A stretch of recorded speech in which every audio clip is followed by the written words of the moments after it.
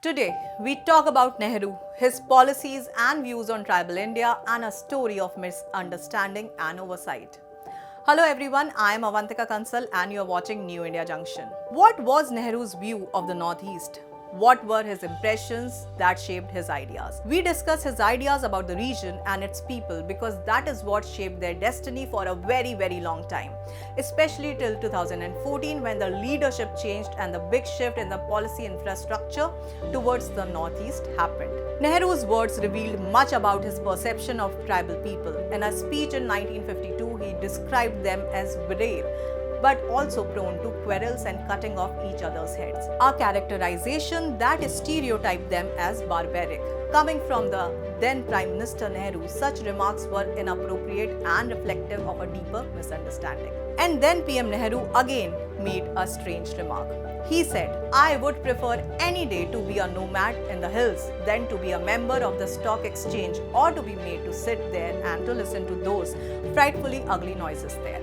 Is that a civilization we want the tribal people to develop? The civilization of our stock exchanges and the rest? I hope not. This statement sums up the spirit of India's Northeast policy that kept the whole region underdeveloped for decades. The exotification and not understanding the genuine challenges that were faced by the people. It would not be an overstatement to say that the first insurgency in independent India was a direct consequence of Nehru's failure to engage with the tribal population.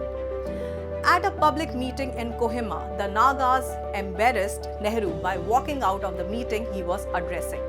The district administration cracked down on the local Nagas. The situation spiraled out of hand and those who had gone into hiding eventually took up arms and demanded independence. Then the army had to intervene and there we were with our first Indian insurgency.